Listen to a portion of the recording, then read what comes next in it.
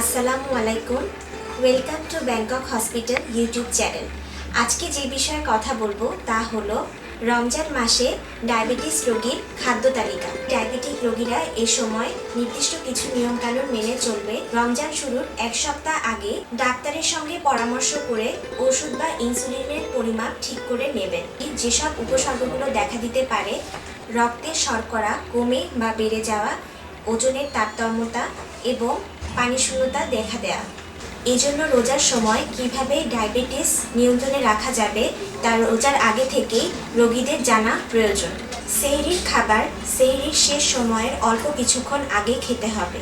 রমজানের পূর্বে যে পরিমাণ ক্যালোরিযুক্ত খাবার খেতেন, টিভিদের পরামর্শ অনুযায়ী খাবারের উপাদান, পরিমাণ এবং সময় নির্দিষ্ট করতে হবে। অতিরিক্ত পরিশ্রমের বা অপ্রয়োজনীয় কাজ করা উচিত নয়। সন্ধ্যারাতের খাবার গ্রহণের পর অথবা তারাবির নামাজের পর পরিমিত ব্যায়াম করা যেতে পারে। রমজান মাসে আহারকে ইফতার, রাতের খাবার এবং সেহরি এই 3 ভাগে ভাগ করে পর্যাপ্ত ক্যালোরিযুক্ত খাবার গ্রহণ করতে হবে।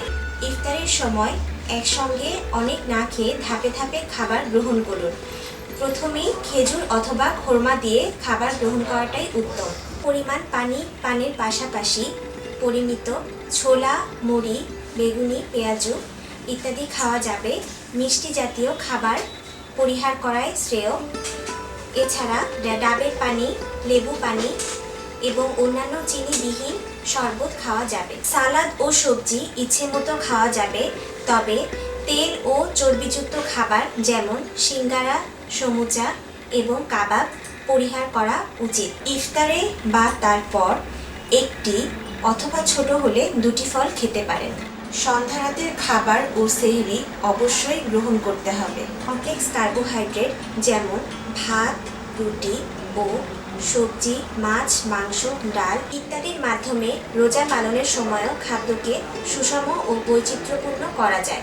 এ ব্যাপারে পুষ্টিবিদের পরামর্শ অনুসরণ করা যেতে পারে। রক্তে শর্করার পরিমাণ যদি 3.3 মিলিমোল পার লিটারের নিচে হয় তাহলে তৎক্ষণাৎই রোজা ভেঙে ফেলা উচিত এবং খাবার গ্রহণ করা উচিত। আর যদি রক্তে শর্করার পরিমাণ 16.6 মিলিমোল পার লিটারের বেশি হয় সরাসরি চিকিৎসকের শরণাপন্ন হতে হবে। রোজা রাখার সময় ডায়াবেটিসের ওষুধ সেবনে বেশ কিছু পরিবর্তনের পরামর্শ দিয়ে থাকে। সহজভাবে সকালের ওষুধ বা ইনসুলিন পূর্ণ মাত্রায় সন্ধ্যাবেলা ও রাতের ওষুধ অথবা ইনসুলিন অর্ধেক মাত্রায় শেষ রাতে ব্যবহার করা যেতে পারে। তবে এটি রক্তে শর্করার পরিমাণের ওপর অনেকটাই নির্ভর করবে। ধন্যবাদ সকলকে এতক্ষণ সঙ্গে থাকবার জন্য। সুস্থ থাকুন, ভালো থাকুন।